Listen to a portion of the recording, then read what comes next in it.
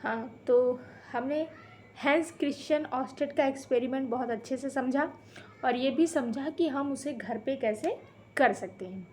तो एक बढ़िया और एक सुटेबल थ्योरी जो है हमें हैंस क्रिश्चियन ऑस्टेट के थ्रू पता चली। उनके एक्सपेरिमेंट ने वर्ल्ड को एक नई थ्योरी दी, यानी थ्योरी ऑफ मैग्नेटिज्म। या उन्होंने एक तरीके से एक छिपा हुआ जो है सीक्रेट ओपन किया कि सीक्रेट ओपन करने का मतलब ये है कि जो है उन्होंने बताया कि आप स्टैटिक चार्ज और मूविंग चार्ज के बीच आप डिफरेंस क्रिएट कर सकते हैं।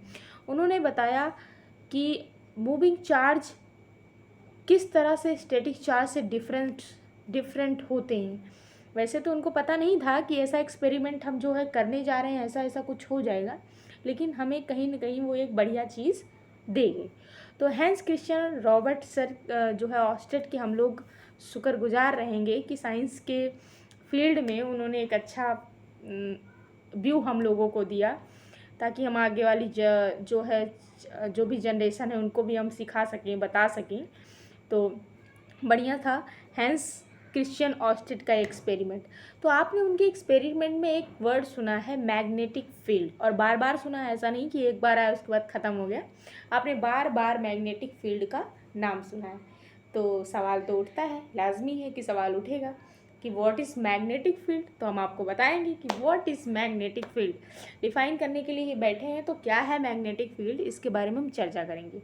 तो मैग्नेटिक फील्ड क्या है, तो इन इजी लैंग्वेज समझाइए। तो इजी लैंग्वेज में जब भी आप कोई मैग्नेट लें, तो मैग्नेट जो होता है प्रॉपर्टी होती है भाई, मैग्नेट की प्रॉपर्टी है मैग्नेटिज्म। किसी चीज़ को अट्रैक्ट करना या रिपेल करना, ऐसी प्रॉपर्टी को मैग्नेटिज्म बोलते हैं।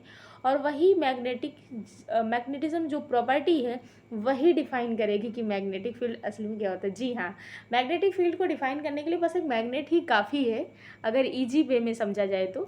What is the definition of magnetic field, तो हम बताएंगे कि a area which covered by an magnet, area which covered by a magnet, एक ऐसा एरिया जो किसी मैग्नेट के द्वारा कवर किया हो, इन विच बी फेल्ट मैग्नेटिज्म, जहाँ पे हमें मैग्नेटिज्म का फीलिंग आए, जहाँ पे मैग्नेटिज्म फील हो, है ना, उस एरिया को हम बोलते हैं मैग्नेटिक फील्ड। जैसे हम लोगों का एक एरिया है, जैसे एक जंगल में दो शेर हैं, तो एक जंगल आधा पार्ट में है, एक शेर आधे पार्ट में है, दूसरा शेर आधे पार्ट में। वो पहला वाला शेर वो दूसरे वाले शेर के एरिया में नहीं जा सकता, बिकॉज एरिया बाउंडेड है।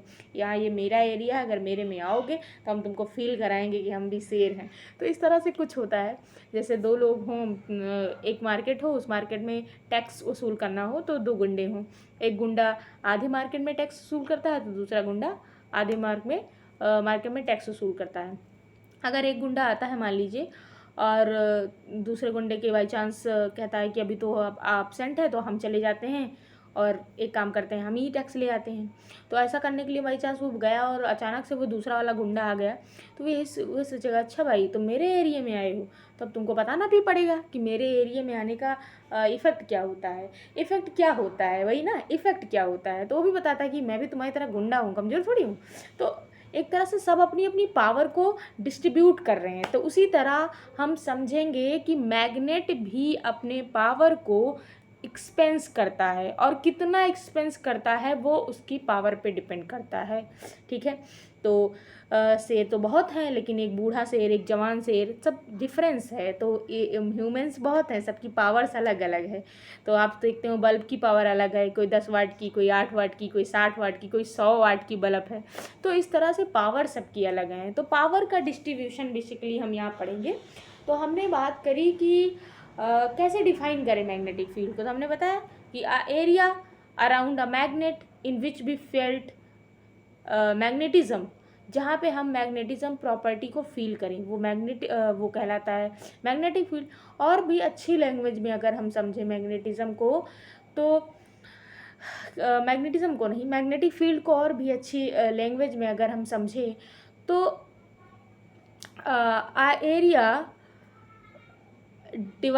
area covered by a magnetic substance, a area covered by any magnetic substance in which we put any another magnet, it will feel a force, it will experience a force,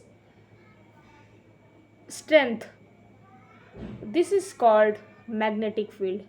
तो हम उसे भी magnetic field कहेंगे कि जब भी कोई एक मैग्नेट अपने अराउंड मैग्नेटिक फील्ड बन जाए, या एक ऐसी फील्ड, एक ऐसा एरिया जहाँ पे अगर हम किसी अनदर मैग्नेटिक सब्सटेंस को रखते हैं और वो कुछ एक्सपीरियंस करता है, कुछ इफेक्ट महसूस होता है, तो हम उसे कहते हैं कि ये मैग्नेटिक फील्ड है। ओके, मैग्नेटिक जैसे आपने देखा कि करंट को आई से रिप्रेजेंट करते हैं, रजिस्टर को आर से रिप्रेजेंट करते हैं, वोल्टेज को वी से रिप्रेजेंट करते हैं करंट के चैप्टर में, उसी तरह से हम मैग्नेटिक फील्ड को बी से रिप्रेजेंट करते हैं। ठीक है, और बी से क्यों रिप्रेजेंट करते हैं, जैसे बी से ही क्यों रिप्रेजेंट करते हैं, चार्ज को क्यू से रिप्रेजेंट करते हैं, बी को मैग्नेटिक फील्ड को बी से ही क्यों रिप्रेजेंट करते हैं, तो ये आप सर्च करिएगा क्योंकि इसके पीछे बड़ी लंबी कहानी है, और कि इसको बी से क्यों रिप्रेजेंट करते हैं, क्योंकि कई साइंटिस्टों ने अपना जो है इसमें योगदान दिया, उसके बाद सोचा गया कि मैग्नेटिक फील्ड को हम बी से रिप्रेजेंट करेंगे। ओके, तो आप इसके बारे में जो है डिस्कवरी करिए, इन्फॉर्मेशन इकट्ठा कीजिए, क्योंकि सारा चीज़ तो हम ही नहीं बता सकते। तो ये है कि बी से क्यों रिप्रेजेंट करते हैं मैग्नेटिक फील्ड को, ये आप सर्च करिए। ठीक है, बी से रिप्रेजेंट करते हैं। ओके, तो अभी आप अपनी कॉपी में 2 फार्मूले नोट डाउन करेंगे, इसके बारे में बताऊंगी मैं, लेकिन आप नोट डाउन इसलिए करेंगे क्योंकि मैं फार्मूला फॉर्म अब जो है मैं मैग्नेटिक फील्ड की यूनिट्स निकालने हूँ, और यूनिट्स कहाँ आएंगी, फार्मूले से आएंगी, तो मैं यूनिट्स निकालने वाली हूँ अब। तो एक फार्मूला आप लिखेंगे F बराबर BIL sine theta, F equal to BIL sine theta. दोबारा मैं रिपीट करती हूँ, F equal to BIL sine theta. अब आप पूछेंगे ये क्या है, बता रहे, जब किसी मैग्नेटिक सब्सटेंस के द्वारा घेरे गए एरिया में किसी अनदर मैग्नेट को पुट किया जाता है तो वो फोर्स एक्सपीरियंस करता है, वो वहाँ F हो गया। और मैंने खुद बताया कि मैग्नेटिक फील्ड को हम B से रिप्रेजेंट करते हैं, और I करंट है, L क्या होगी, लेंथ होगी, जिस सब्सटेंस के बारे में बात करें, वायर की जो लेंथ है वो L, और थीटा जो होगा वो मैग्नेटिक फील्ड और जो भी वायर हम रखे हैं तो उनके बीच कुछ ना कुछ एंगल बनेगा, वो हमारा थीटा होगा। ठीक, अब बात करते हैं, ठीक है, और एक फील्ड भी बनेगा तो वहाँ से थीटा निकल आएगा। ठीक है, तो कुछ एंगल एरिया पे रखेंगे, तो ये आप 12th क्लास में पढ़ेंगे, जो F बराबर BIL साइन थीटा है वो आप 12th में पढ़ेंगे। लेकिन एक फार्मूला बताया जाता है बच्चों को, यहीं से निकल के आता है बी का, कि newton upon ampere into metre आता है। तो सब लोग तो रटवा देते हैं 10th क्लास में कि बच्चों याद कर लो, मैग्नेटिक फील्ड का फार्मूला होता है newton upon ampere into metre, और बहुत कम ही बच्चे होते हैं जो खड़े होकर क्वेश्चन पुटअप करते हैं कि कैसे आया है फार्मूला, तो यहीं से आया, F equal to BIL sine theta. कैसे, हमने लिखा है एक तरफ F इक्वल टू में BIL साइन थीटा, ठीक, थीटा को इग्नोर करते हैं बिकॉज थीटा जो है न्यूमेरिकल वैल्यू है, इसकी यूनिट नहीं है, हटा दिया हमने थीटा को। आप ऐसा एज्यूम करिए, बिकॉज मेरे पास बोर्ड नहीं है अभी तो नहीं समझा सकते, तो साइन थीटा को आप हटा दीजिए। तो आप क्या लिखेंगे, F इक्वल टू BIL। तो आपने क्या देखा, यहाँ पे F है, यहाँ पे क्या है, BIL है। अब मुझे किसकी यूनिट फाइंड करनी है, B की यूनिट फाइंड करनी है, और B की यूनिट फाइंड करने के लिए हम IL को नीचे भेजेंगे। I क्यों भेजेंगे, क्योंकि जब आप इक्वल की साइन इधर देखते हैं तो IL किस में है, मल्टीप्लेक्सन में। IL मल्टीप्लेक्सन में, तो आपको पता है मैथमेटिक तो पढ़ते ही हैं आप, इतना तो जानते हैं, क्लास 10th में पहुँचे हैं। इक्वल का साइन लगा है, तो इक्वल के साइन के इधर आने पर कोई चीज़ अगर मल्टीप्लेक्सन में है तो वो डिवाइड में आएगी, तो IL F के डिवाइड में जाएगा, यानी B इक्वल टू आएगा F अपॉन IL। अब आपको पता है क्लास 9 में पढ़ाया था मैंने कि फोर्स की SI यूनिट न्यूटन होती, तो न्यूटन मैंने ऊपर लिखा, नीचे आया है IL, तो I की यूनिट क्या होगी, एम्पियर, करंट है, और L तो जानते ही हैं लेंथ है भाई, फंडामेंटल फिजिकल क्वांटिटी, जिसकी यूनिट क्या होती है, मीटर। तो इस तरह से आपकी यूनिट बनेगी newton upon ampere into metre. अब मैं कुछ लिख के बता देती हूँ, नहीं कुछ को तो समझ में नहीं आएगा कि वास्तव में बता क्या रही हूँ। तो ये मेरे पास रफ कॉपी है, और रफ कॉपी में मैंने क्या किया है कि हमने कहा आपको फार्मूला लिखे F equal to BIL I L sine theta, कुछ इस तरह से। अब शायद आपको दिखिए, अभी देखिए यहाँ पे क्या हो गया है, ये लेटरल इन्वर्जन हो गया है। तो ये भी पढ़ाया जाता है, साइंस ही है। तो आपको देख रहे होंगे मीडिया, ये हम लेटरल इन्वर्जन हो गया है, तो इसमें जो है एफ उल्टा बना हुआ दिखाई दे रहा है जैसे पी। कोई नहीं, देखते रहिए। तो हमने क्या कहा, हमने इस साइन थीटा को इग्नोर किया बिकॉज ये क्या है, एक न्यूमेरिकल वैल्यू है। छोड़ दो इसको, काट दो। तो ये जो बच्चे हमें बी निकालना है, तो हम आई और एल को कहाँ भेजेंगे, नीचे।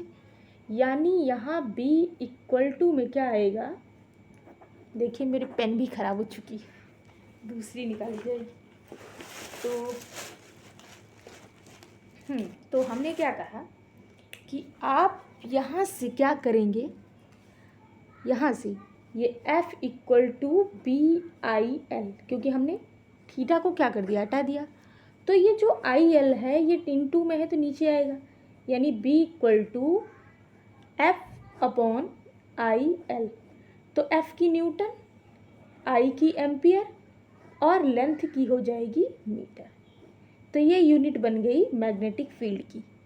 लेकिन ये ऐसा ही नहीं है बच्चों, यानी f की यूनिट आप क्या देख रहे हैं यहाँ, f की यूनिट देख रहे हैं न्यूटन एम्पियर इंटू मीटर। मेरी गलती नहीं है, साइंस है ये, लेटरल इन्वर्जन, इसलिए जो अल्फ़ाबेट्स हैं वो रिवर्स हो गए हैं।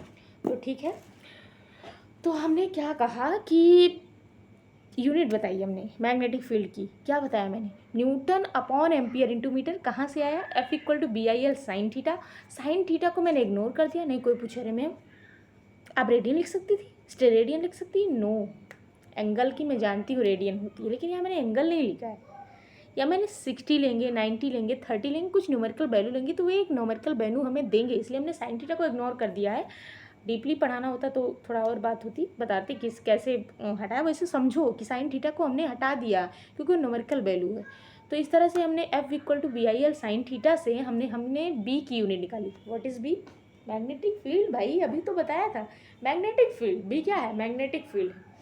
उसके बाद बात आती है कि छोड़िए मैग्नेटिक फील्ड, अब कोई यूनिट, भाई हमने कहा ये मत समझिएगा newton upon ampere into metre SI unit नहीं है। तो भाई एसआई यूनिट क्या है, तो एसआई यूनिट टेस्ला होती है।